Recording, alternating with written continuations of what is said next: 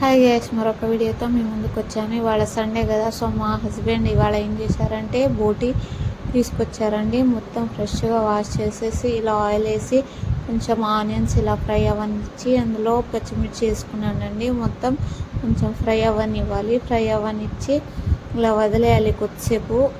పైన మూత పెట్టేసిన తర్వాత ఇలా మనం వాష్ చేసుకున్న బోటి ఉంటుంది కదా, చూడండి నేను ఎలా వాష్ చేశానో. ఇంత ఫ్రెష్గా ఉండాలన్నట్టు ఇలా మనం వాష్ చేస్తే ఇంత మంచిగా వాష్ చేయాలి.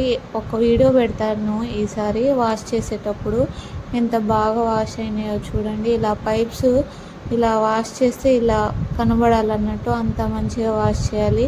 ఇలా క్లీనింగ్ లేకపోతే మీకు స్మెల్ అనేది వస్తూ ఉంటుంది, ఆ బోటి స్మెల్ అనేది.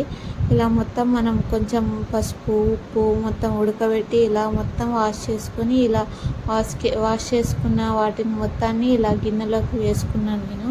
వేసుకొని వాటిని కూడా కొద్దిసేపు మగ్గనివ్వాలి మీడియం టు లో ఫ్లేమ్లో. యూట్యూబ్ స్టార్ట్ చేసే వాళ్ళకి నేనైతే ఒక విషయం చెప్పదలుచుకుంటున్నాను. ఏంటంటే వేరే వాళ్ళ వీడియోస్ తీసుకొచ్చి మీరైతే మీ యూట్యూబ్ ఛానల్లో అయితే పోస్ట్ చేయబాకండి. అలా పోస్ట్ చేస్తే ఆల్రెడీ మీకు ఏమని వస్తుంది అంటే కాపీడ్ అని వస్తుంది, కాపీ టు రైట్ అని వస్తుంది. సో అలా చేసినా మీకు ఆ వ్యూస్ వచ్చినా కానీ మానిటైజేషన్ అనేది రాదు. సో అలా చేసినా మీకు యూజ్ ఏమి ఉండదు, వ్యూస్ కూడా రావు, మానిటైజేషన్ కూడా అవ్వదు. సో అలా చేయబాకండి. నేనైతే టమాటా పసుపు పచ్చిమిర్చి కారం అలా వేసేసి కొద్దిసేపు మూత పెట్టేశాను. మూత పెట్టాక ఇలా మగ్గినాక కొద్దిసేపు మనం తిప్పుకోవాలి. అల్లం వెల్లుల్లి కూడా వేసుకున్నాను. తిప్పుకొని లాస్ట్లో కొంచెం గరం మసాలా కొంచెం అన్నీ వేసేసి గరం మసాలా కొత్తిమీర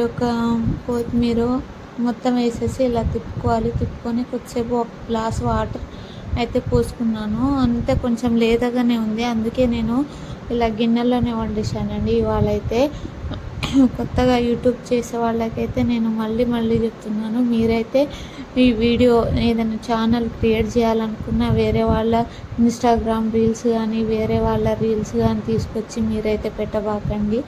నేను ఆ మిస్టేకే చేశాను. సో నాకు ఇవాళే తెలిసింది కాబట్టి సో నేను మీకు కూడా చెప్తున్నాను.